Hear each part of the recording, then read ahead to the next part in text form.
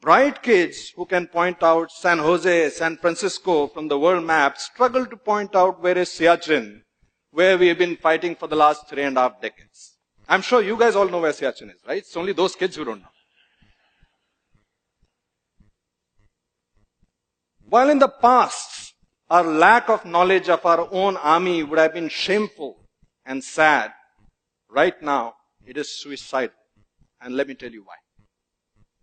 When I joined the army, I came from a fairly conventional background, a South Indian family, and we had this whole construct of jhuta and you can't drink from someone else's cup or eat from someone else's plate. And it was more to do with, I think, tradition rather than caste or discrimination. But you had a sense that you were different from the others. So imagine my shock that when I joined the army, we were given this one enamel mug. And that mug was your coffee mug, it was your shaving mug, it was your bathing mug, and it was your, every other mug. You got it. And then it got a little worse because it's a regulation issue. So despite scratching your name on it, they would get interchanged. And so you could be drinking your coffee from someone else's every other mug. And that might sound weird to you, but for us it was battle inoculation because before you knew it, someone else's blood could be coursing through your veins. When a soldier is wounded, he doesn't really care whether he's getting the blood from a Christian, Muslim, Sikh, Jat, Maratha, it doesn't really matter. And that way, the Indian Armed Forces is an amazing place. For example, the 1st Sikh unit, the 1st Sikh battalion is one of the oldest and the most decorated units of the Indian Armed Forces. This was the unit which was airlifted in October 1947 to stop the Pakistani Lashkars who were raiding Kashmir.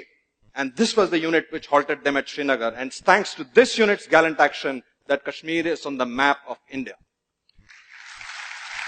This unit of the finest Khalsa warriors is led by a Muslim commanding officer. And he leads them not only in battle, not only in exercises, he leads them in the Gurbani every day in the Gurdwara. Or take the case of 3Jar.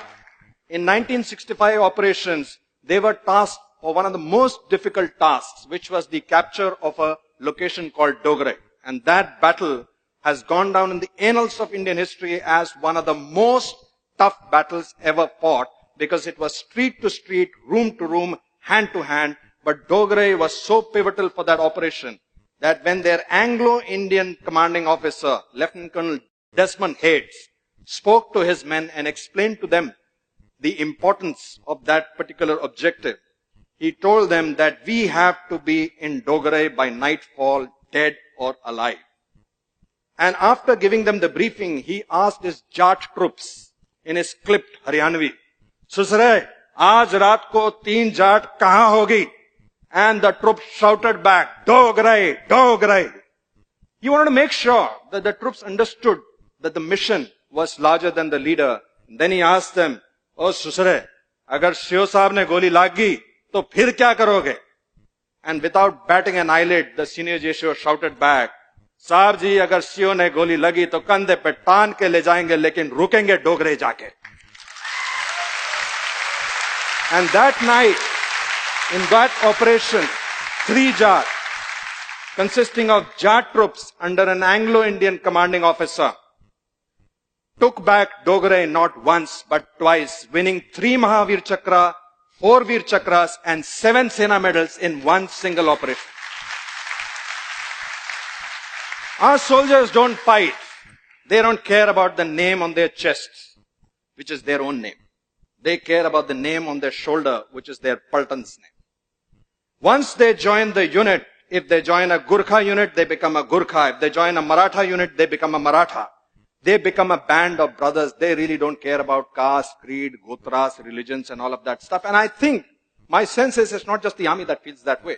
Some of you may remember in 1992 in Parvanu in the timber trail, there was this cable car which broke and it was dangling by a cable and there were many souls who were trapped inside it and they were going to plunge to certain death. There's a beautiful story of a Hindu woman who was trapped inside and she was praying to her gods to save her. And before a little while, they heard the thud of a chopper coming, the thud of a Hector coming in.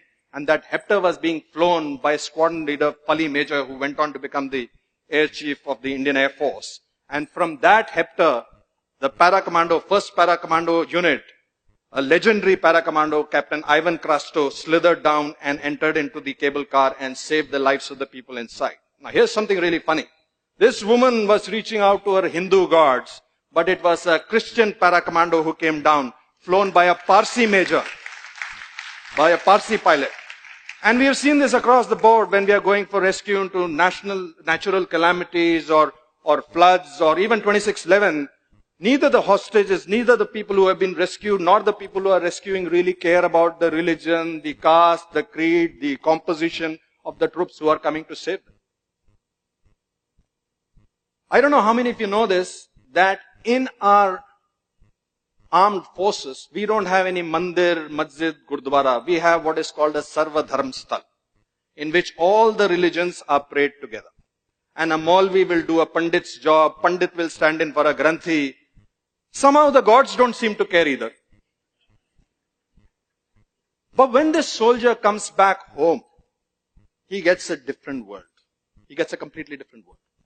There his leaders, his political leaders, his religious leaders, his friends, his relatives tell him a different story. They tell him that caste is stealing away jobs. This caste is taking away reservations. That person is different from you because he eats a different kind of meat. They tell him that you have to be our caste first and an Indian later. Ladies and gentlemen, soldiers don't fight with weapons. They fight on a moral high ground. Soldiers don't go into war because they hate the enemy in the front. They go to war because they love their countrymen in the back.